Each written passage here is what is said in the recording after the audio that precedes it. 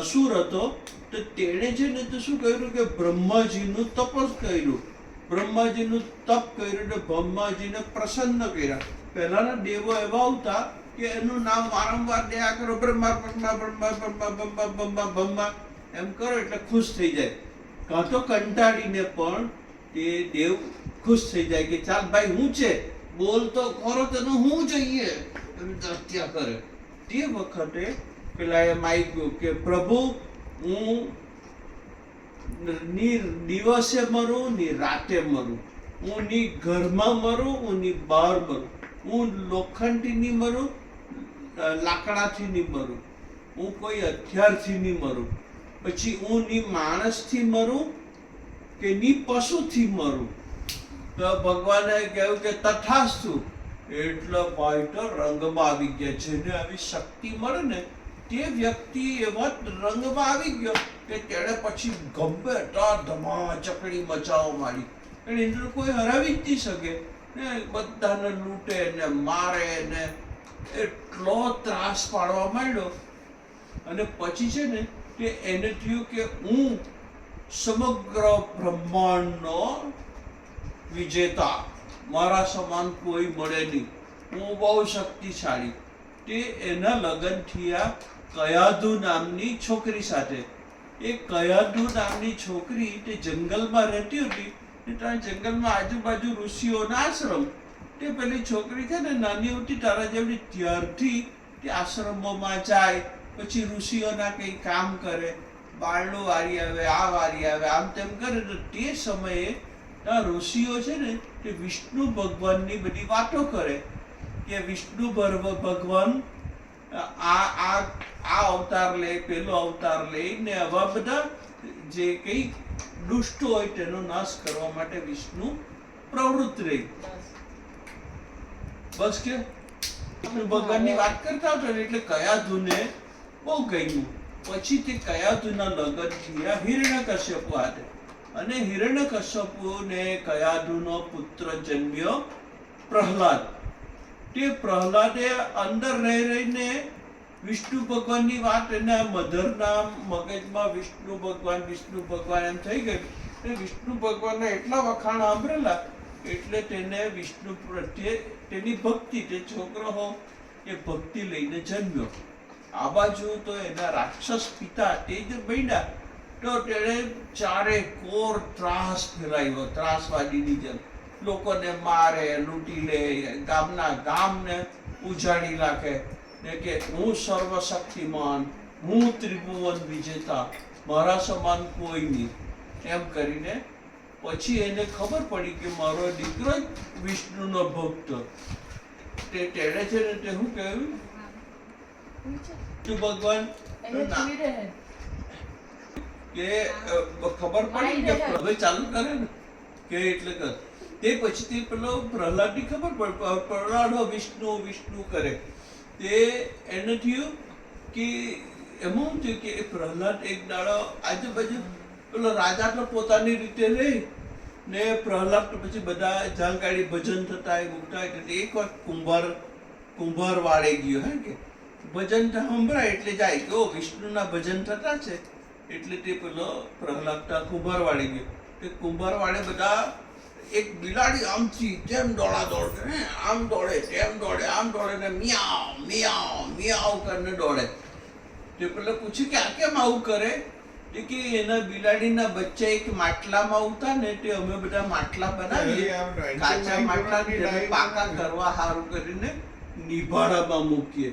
તે નિભાડાની અંદર બિલાડીના બચ્ચા રહી ગયા ને અમે આ નિભાડો ચાલુ કરી દીધો. માટલામાં મૂકેલા હતા અને નિભાડો હલગાવ્યો એ બધું ઘાસ કચરું બધું હલકે ત્યારે માટલું તપીને લાલ થાય ને પાકું થઈ જાય, ટાન ટાન ટાન બોલે એવું. તે કાચા માટલાની અંદર રહી ગયેલા. ત્યારે પછી હવે શું કરવું?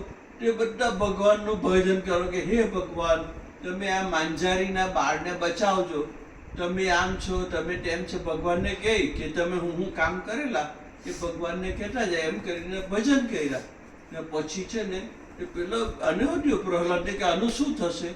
એટલે સવાર થઈ નિભાડો ટાળો પડ્યો અને જોયું તો તે પેલું માટલામાંથી બિલાડી બચ્ચા મ્યાઉ મ્યાઉ મ્યાઉ કરતા બહાર નીકળ્યા.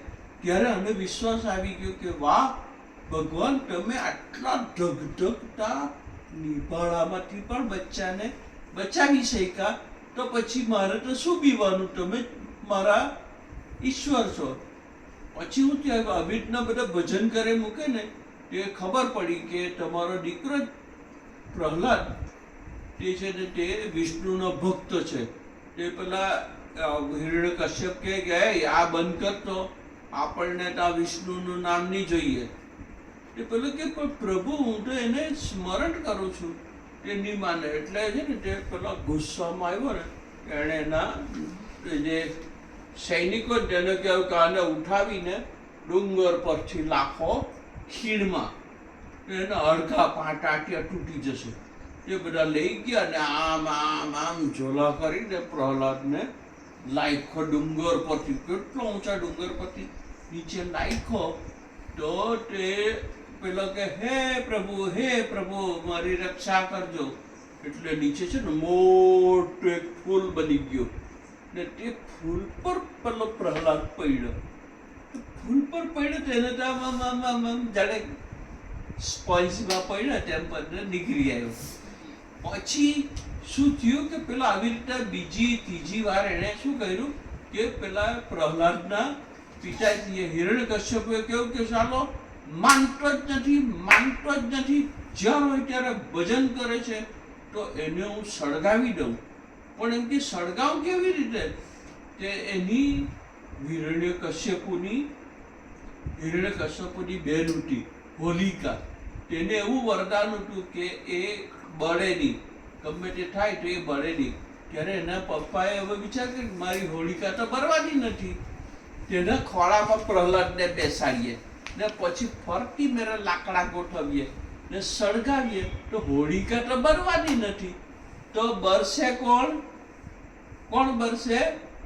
પ્રહલાદ સળગી જશે ને એને શિક્ષા થશે. એટલે તેણે શું કર્યું કે હોલિકાને કહે કે હોલિકા, આ મારો પુત્ર માનતો નથી ને એને શિક્ષા કરવા સારું છે ને તારે એને ખોળામાં લઈને બેસવાનું છે, ફરતી મેરથી લાકડા સજાવશું અને સળગાવશું. તું તો વરદાન છે કે તું નહીં સળગશે. તો એ સળગી જશે અને પછી એનો અંત આવી જશે. તે બધાએ ગોઠવણી કરી હે કે તે દિવસે પ્રહલાદને ખોરામાં લઈને હોલિકા બેઠી. તે હોલિકા એની કોણ થાય? ફોઈ થાય, હોલી ફોઈ. ને તેના ખોળામાં પ્રહલાદ બેસાડ્યો, ફરતે મેરે લાકડા ગોઠવ્યા ને પછી છે ને તે પ્રહલાદ જો ચીસ પાડે, બૂમાબૂમ કરે તો શું થાય? એટલે પછી કહ્યું કે બધા ઢોલ નગારા વગાડો. એટલા સારું.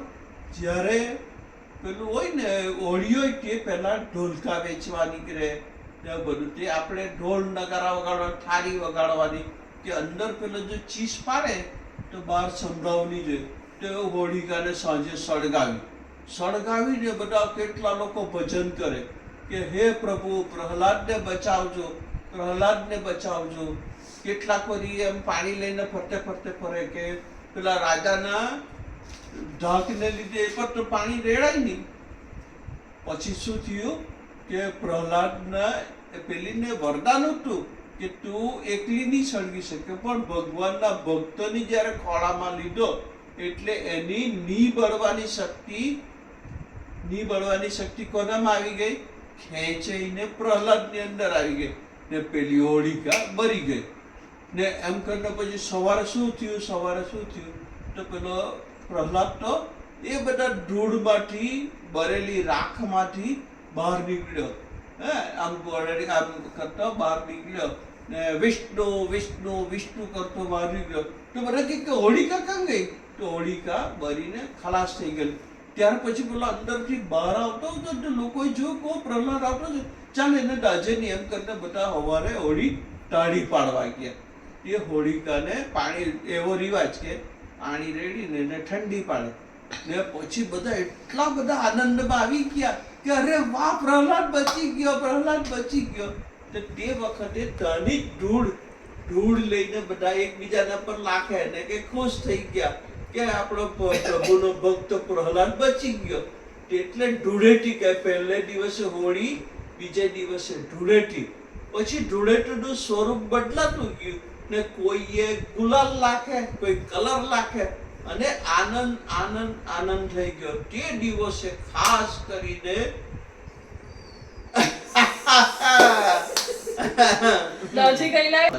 એટલે તે દિવસે શું થયું, પછી પ્રહલાદના શરીરમાં પણ ગરમી થઈ ગયેલી ને તાપ એટલો બધો પેલો ને રાતના હોળિકાને જે પેલા અગન બળેલી, તો તે તાપને લીધે શરીરમાં પણ ગરમી વ્યાપી જાય.